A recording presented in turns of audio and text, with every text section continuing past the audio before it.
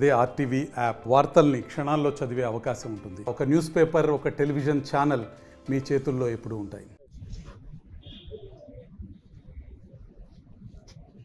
జాతీయ అటవీ అమరుల దినోత్సవం సందర్భంగా మన దేశంలో దేశ అటవీ సంపద కోసం ప్రాణాలు అర్పించిన అటవీ అమరులను స్మరించుకుంటూ సెప్టెంబర్ 11 జాతీయ దేశ వ్యాప్తంగా మనం ఈ అటవీ అమరుల దినోత్సవాన్ని జరుపుకుంటున్నాము.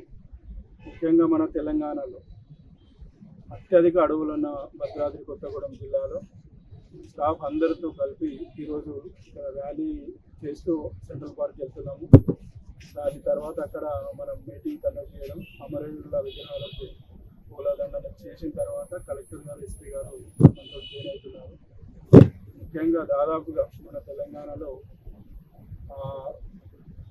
అటవీ డిపార్ట్మెంట్ ఉన్నప్పటి నుంచి ఇప్పటి వరకు దాదాపుగా 50 నుంచి 50 మంది ప్రాణాలు అర్పించారు అటవీ సంరక్షణ కోసం.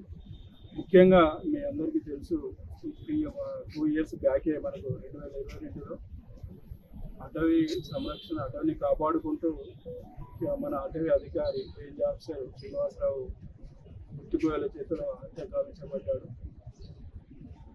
ఎంతోమంది అటవీ అమరులు అటవీ సంరక్షణ కోసం పాటుపడుతూ ఇప్పుడు ఏదైతే మిగిలిన అడవి ఉందో అది ముఖ్యంగా వాళ్ళ త్యాగ ఫలితమే. కాబట్టి మనందరం కూడా, ప్రజలు ఒక అటవీ అధికారులే కాకుండా మిగతా డిపార్ట్మెంట్స్ అండ్ ప్రజలందరూ కూడా మనకు అడవిని కాపాడుకుంటేనే మన భవిష్యత్ తరాలకు మనం మంచి ఎన్విరాన్మెంట్. మీ అందరికీ తెలుసు, క్లౌడ్ బస్ట్ కానీ క్లైమాటిక్ చేంజ్ వల్ల ఎన్నో వైపరీత్యాలు వస్తున్నాయి. కాబట్టి ఉన్న అడవిని కాపాడుకుంటూ ముఖ్యంగా మన జిల్లాలో పెద్ద అటవీ ప్రాంతం డెఫినెట్గా మన అడవులను అభివృద్ధి చేసుకున్నట్టయితే తద్వారా మనం ఎకో టూరిజం డెవలప్ చేసుకోవచ్చు, వన్యప్రాణులను డెవలప్ చేసుకోవచ్చు, అటవీ ప్రొడక్టివిటీని డెవలప్ చేసుకోవచ్చు. ఈ అటవీ ప్రాంతాల్లో ఉన్న గిరిజనులకు కూడా మనము ప్రొడక్టివిటీ ద్వారా వాళ్ళకు మంచి